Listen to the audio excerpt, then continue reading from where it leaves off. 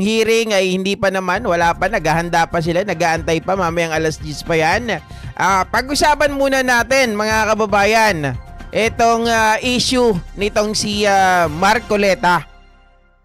Kahapon mga kababayan, ay ipinarinig ko po sa inyo yung maaring maging kaso nitong si Marcoleta dahil sasampahan nga to ng kaso nila Attorney Dino De Leon at ng grupo po mga kababayan ng Bantay, tawag dito Bantay Daya. Subalit natapwat mga kababayan, hindi lang po doon nagtatapos. Okay, etong si George Garcia, ang COMELEC chairman, ay nagsalita na rin mga ka-GPnatics. At eto nga, kung mapatunayan daw di umano mga kababayan, ay talagang si Marcoleta ay may pagkakakulong din ng 6 na taon. So hindi mahirap yan mga kababayan, hindi mahirap na patunayan si Marcoleta sapagkat kalat na kalat naman sa social media ang kanyang pag-amin. Okay, kung tututuhanin ni George Garcia yung kanyang mga tinuran o kanyang mga sinabi, ay sigurado may kalalagyan itong si Rodante Marcoleta mga kababayan. Pero syempre bago natin na anuhin yan, puntahan yung dito kay George Garcia, ay balikan natin mga kababayan yung hindi ko po naipakita kahapon na kung saan mayroong isang abogado rin ang nagsalita hinggil po doon sa co-waranto, 'di ba? Para mas malinaw lang ang lahat mga ka-GPnatics. Wala pa naman yung hearing kaya unahin muna natin ito. Oh. Wait guys Mayari tayo dito kay ano. Yan. May sound pala si Inquirer. Yari tayo dyan.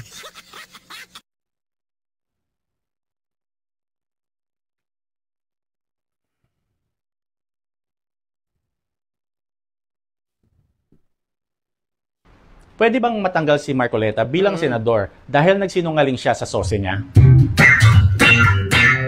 So, sa Statement of Contributions and Expenditures or SOSE ni Marcoleta, nakalagay doon 0 contributions. Ibig sabihin, wala nagbigay ng pera sa kanya para sa senatorial campaign. Pero sa interview niya sa Net25, inamin niya na may mga kaibigan siyang nagbigay ng pera sa kanya. Nilagay lang daw niyang 0 kasi pakiusap daw ng mga donors na huwag silang pangalanan. Pero the law is very clear. No person elected to public office shall enter upon his duties of office until he has filed the statement of contributions and expenditures herein required. Ibig sabihin, kung hindi ka nag-submit ng SOSE, wala kang karapatang maupo kahit sa anong posisyon sa gobyerno. Kahit na nanalo ka sa eleksyon. Ngayon, nag-submit naman daw ng SOSE, boss. Diba? Nag-submit naman daw ng SOSE. Yun nga lang, walang laman. So, nagsisinungaling itong si Marcoleta. Mga kababayan, wait lang Ma'am Lisby Minda Martinez, pasensya na, medyo may tatanong lang ako ng konti, no? Mga kababayan, kanina nag-uusap tayo tungkol sa INC. Sinasabi nyo na kayo mismo ay hindi po tumatanggap ng kahit anong pera sa politiko. Okay? Sabi mo, alam mo din, mga kababayan, sana nandyan pa si Ma'am Lisby Minda Martinez, alam mo din yung kaperahan ng INC dahil ikaw ay finance officer. Ngayon mga kababayan, eto tingnan nyo. Si Marcoleta, sabihin nyo na parang malayo, walang kinalaman. Ito si Marcoleta, tingnan nyo. Mga kababayan, isang INC, isang member ng INC. Pero, mga ka-GPnatics, ang tanong ko lang, Ma'am Lisby Minda Martinez, sa tingin nyo ba tama yung ginagawa ng INC na pag-tolerate kay Marcoleta na 18 years or 19 years na to be exact as of today, mga kababayan. Okay? 19 years na sa politika, so plus 5 years pa yan. Ang tanong ko, tama ba yung ginagawa ng INC na pag-tolerate kay Marcoleta na pumasok sa politika? Bagkos, di ba? Tawag dito, sa INC, meron po tayong doktrina na tinatawag or bawal na bawal makialam sa politika at lalong-lalo na syempre kung ikaw ay pumasok sa politika. Mga kababayan, Yun lang po yung tanong ko. Sana makita ko yung sagot ni Ma'am Luz Biminda Martinez. Wala itong mga kababayan. Wala itong personalan. Nakita ko lang naman kanina para maganda yung argumento. Okay? Naipasok ko lang, naisingit ko lang itong usapin na to. Para, kumbaga, at least tayo, makapagbigay tayo ng mga opinion natin, di ba? Ng atin pong mga saloobin. Walang personalan. Mga kababayan, ako naman po ay talagang sobra ko po kayong nire-respeto. Okay? Mga kababayan, wala na ata si Ma'am Luz Biminda Martinez. Okay. Sana nandyan pa, ma'am. Antayin ko lang, mga kababayan. Kung sasagot si Ma'am Luz Biminda. Okay? Wala ata. Pero kung, sige, bigyan natin ng kahit na konting minuto pa, mga ka-GPnatics. Baka mamaya bumalik eh. Diba? Nasa New Zealand kasi yon si Ma'am Luz Biminda. Sana naririnig niya tayo. Okay? Oo. Sabi ni Kian, doon nga sa amin, tumakbo lang isang kapitan, tiniwalag agad ng INC. Ganito yan, mga kababayan. Bakit ko po itinanong? Ako na lang mismo sasagot kasi wala na ata si Ma'am Luz Biminda. Bilang isang, mga ka-GPnatics, kung ito natotolerate nila na pumasok si Marcoleta sa politika na nandoon po yun sa doktrina pero sa ibang tao ay tinitiwalag nila, dito mga kababayan, meron po tayong, ako masasabi ko na meron tayong kinikilingan, meron tayong kinakatigan. So kung meron ditong mga, yung ganito pinapalagpas natin, maaring sa kaperahan, di ba, maaring naligtas din. Ganito. Sabi ni Ma'am Luz Biminda kanina, sorry mama, hindi to personal. Ito ay sadyang opinion ko lang talaga. Sabi mo ikaw ay finance officer. So alam mo yung kaperahan ng Iglesia ni Cristo. Mga kababayan, meron bang tao o magnanakaw, meron bang isang tao na nangungupit or tumatanggap ng pera galing sa mga politiko na umamin? Meron bang ganon? Okay? Yung mismong mga politiko na nga lang eh. Mismong mga DPWH, mga kababayan, secretary, undersecretary, kung sino-sino pa yung mga yan, engineer, o kung sino pa. Diba, lagi nilang sinasabi, wala. Pero, upon the investigation, mga kababayan, maririnig mo, makikita mo biglang, nandun yung mga katibayan. Biglang sabihin natin, hindi normal na ang isang illegal ay ipapaalam mo sa tao. So maaring kayo, mga member ng Iglesia ni Cristo, malinis kayo. Wala kayo talagang alam. Pero maaari na yung tawag dito, di ba, yung mga namumuno sa inyo, ay hindi ipapaalam yung kanilang mga lihim na transaksyon. Diba? Na sila lang po ang may alam nun. Hindi ko po kayo binabastos, mga kababayan, pero it makes sense na sabihin natin, meron bang magnanakaw? Meron bang nakikipagsabuatan na ipapaalam pa nila sa mga member nila? Siyempre, itatago nila yan eh. Diba? Unang-una, sabi nga nila, kung gusto mong mapaniwala ang mga member mo, dapat hindi ka nila makitaan ng kahit anong hindi maganda o labag sa kanilang mga mata dahil hindi ka na nila paniniwalaan. So would you believe na sasabihin yan ng mga namumuno? Diba? Kaya nga sabi ko kanina, bakit nakikipagkita itong sila KRD, kila Bongo, mismong sa opisina ni Bongo?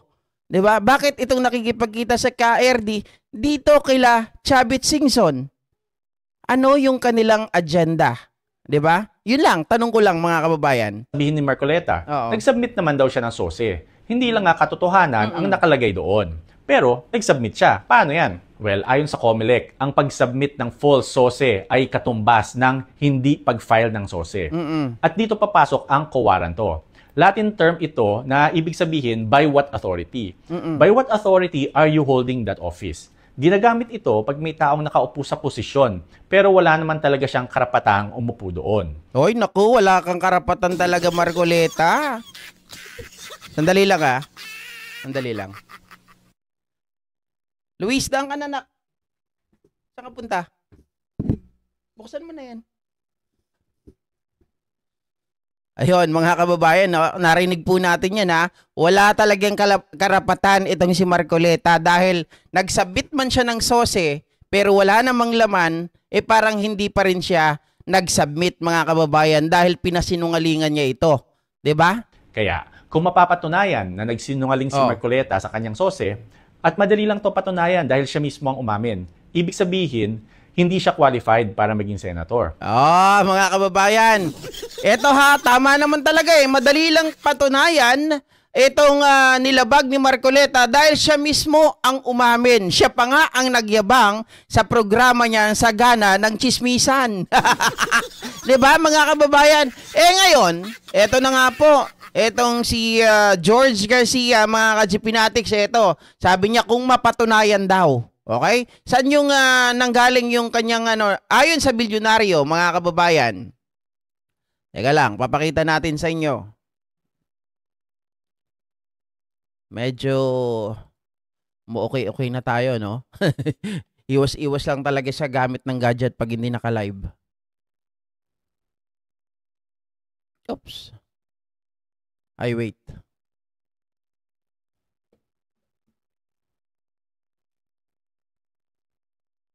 Teka lang.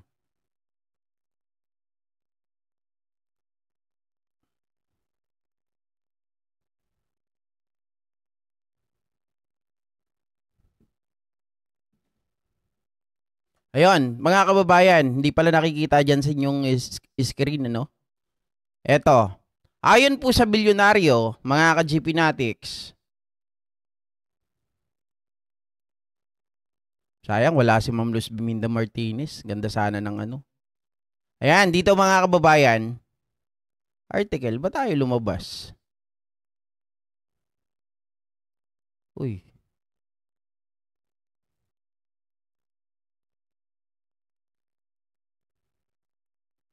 Grabe. Ayun. Ayan mga kababayan, ayaw lumabas kanina. Eto po, ayon sa bilyonaryo, dito kay George Garcia, COMELEC Chairman George Garcia says, Senator Rodante Marcoleta may face an election offense in other cases such as falsification of public documents if it's proven that his statement of contribution and expenditures declaration was fraudulent. This comes after a Billionaire News Channel report found that Marcoleta's campaign expenses exceeded his declared asset and net worth despite having no reported contributors, mga kababayan. Di ba? Eto na ha, George Garcia, baka naman, yung salita mo na yan, baka mahirapan ka pa ha. Mismong si Marcoleta na ang umamin. So you must act on it. Diba? Dapat actionan mo ito talaga. Huwag yung puro salita lang na sasabihin mo pag napatunayan. Madaling patunayan yan. Maraming mga abogado ang nakakita. Maraming mga netizen ang nakapanood, mga kababayan, ng pagyayabang ni Marcoleta na siya di umano ay totoo na meron siyang 112 million expenditures during the campaign period, mga kababayan, but it was not written in his SOSE. Okay? So, ilang ba, mga kababayan, ilang taon ba ang pagkakakulong pa nagkataon? Nako, sa pagkakaalam ko, 6 hanggang 12 taon. Mga kababayan, hindi lang basta disqualification or hindi lang basta ito ay syempre magkasabay-sabay na yan. Ito, kung nagsinungaling ito, mga kababayan, di ba makasuhan siya, mapakulong, mapatanggal sa Senado, kasama na sigurado ang disbarment. Kasi mga kababayan, pwede nang gamitin yun eh. Bakit madidisbar, GP? Kasi nga kung mapatunayan, mga kababayan, at madaling mapatunayan yon, 'di ba? Na siya ay nandaya. Sa makatuwid, mga kababayan, doon sa kanilang SIPRA, 'di ba, yung Code and Ethics or Code yung ethics ng Code of Ethics ng mga abogado, mga kababayan, pwede yun. Basta may mag-file sa kanya ng disbarment case at gamitin yung kanyang pagsisinungaling, mga kababayan, ay sigurado madidisbar din itong si Marcoleta. Tapos ang buto-buto. Oh. Oy, like daw kayo dyan para sa gwapong si KGP, sabi ni Sir Abelino Abiar. Sana all gwapo. Gwapo nga, malabo naman ang mata. Malabo naman ang paningin, di ba? Oh. Oy, Sir Smokey, safe driving ha. At syempre kay Dali, shoutout sa inyo. Ma'am Ninita Umali, Sir Antonio Marcos, Opel Yapes. Baka may mga question kayo dyan, Ma'am Irene Santiago, Richard Garrido. Okay. Mga kababayan, Ma'am Jenny Ramos. Ako naman ay ano lang, talagang medyo ganto-ganto lang ngayon, tambay-tambay. Di ba? Oh. Eto na, mga kababayan, dahil medyo meron pang 7 minutes, pag-usapan naman natin yung usapin. Oy, sabi nung iba, yung kay George Garcia lang daw muna. Ano pa bang anuhin natin dito kay Marcoleta, mga kababayan? Kahapon, di ba, pinarinig ko na nga po sa inyo, maliwanag naman yung sinasabi talaga ni Attorney Dino De Leon. At kung papanoorin nyo, mga kababayan, yung kanyang interview din, may interview din ito sa, sa Radyo Pilipinas, ng mga kapatid nating mga vloggers katulad ni AJ, si Prince AJ, ay talagang nilinaw nito na madali po na patunayan sa korte. Kaya nga sila na ang mag-aasikaso eh. 'Di ba? Sila na mismo ang mag-aasikaso para sampahan ng kaso itong si Marcoleta. Ganito 'yan, mga kababayan, dahil nga ang COMELEC masyadong mabagal. At sinabi natin nung mga nakaraan nating vlog, alam naman natin ang kahinaan ng COMELEC eh. Pag nag-file tayo ng Certificate of Candidacy, isinama yung SOSI dyan, ang ginagawa lang ng COMELEC, mga kababayan, ay yung kanilang ministerial duty. Diba? Ministerial duty ng COMELEC ay tanggapin lang ng tanggapin yung mga kandidato, yung kanilang mga Certificate of Candidacy. At ang nagagawa lang ng COMELEC, mga kababayan, kapag halimbawa po, nakita nila yung tao ay nuisance, yun lang ang napapatanggal nila. Pero sa ibang mga aspeto, kagaya po niyang misdeclaration ng SOSE, ay hindi po yan nakikita kaagad. Nakikita yan, mga kababayan, pagdating po ng investigasyon na. On the latter part, kapag nakaupo na yung tao. Diba? Minsan, pag tinamad pa yung tao, ang mangyayari, mga ka-GPnatics, at dahil nga tinamad, sasabihin lang nila, sige, pabayaan nyo na yan kasi wala naman yan eh. Nakaupo na yung tao eh. Wala na. Ano nang nangyari, mga ka-GPnatics? Kaya ngayon, ang, kumbaga, yung ginagaya po ito ng iba kasi nga walang umaaksyon. Pero pag may umaksyon dyan, kagaya ng gagawin ngayon ng grupo po ng kontradaya at nila Attorney Dino De Leon, mga kababayan, syempre mahihiya ang COMELEC niyan na hindi po sila magtrabaho. Mahihiya sila na pabayaan lang nila, mga kababayan, yung grupo ng kontradaya at ng grupo po nitong si Attorney Dino De Leon na magsampa ng kaso laban kay Marcoleta. If the case, mga kababayan, ay sinampa or isasampa nila Attorney Dino De Leon at ng grupo kontradaya, syempre, mahihiya ang COMELEC. Diba? Mahihiya ang COMELEC. Mahiya naman talaga sila. Biruin nyo, mga kababayan, nakita ng ibang tao, COMELEC hindi. Ano ba to, COMELEC? Bulag pipi at bingiding kayo? Diba? Ma'am Irene Santiago, salamat sa pangkape ha. Walang SOSE si Marcoleta. Hindi, may SOSE siya. Kaya lang walang laman. Diba? So, yung nagsubmit ka ng SOSE pero walang laman, parang hindi ka rin nagsubmit ng SOSE nun. Nagsinungaling ka talaga. Support yung drive to church. Mga tumatakbo na di pa umuupo, nanluloko na sa atin. Kaya nga, di ba? Maliwanag na maliwanag at kaya mga ka-GP Natics, kaya pananalo. Oh, di ba? Dahil pinangakuan yung mga Pilipino na pag ang kuryente daw ay mas mababa sa 2,000 ay libre na. Tapos ngayon, alam ko, bago magkatapusan, ay tataas na naman po ng 0.27 ang presyo ng kada kilowatt ng kuryente. Patay tayo dyan. Alin po ang may bayad drizzle lanes or drizzleanes? Sino po ang may bayad o ano yung may bayad? Pakilinaw po, hindi natin alam kung sino yung may bayad o sino yung binayaran.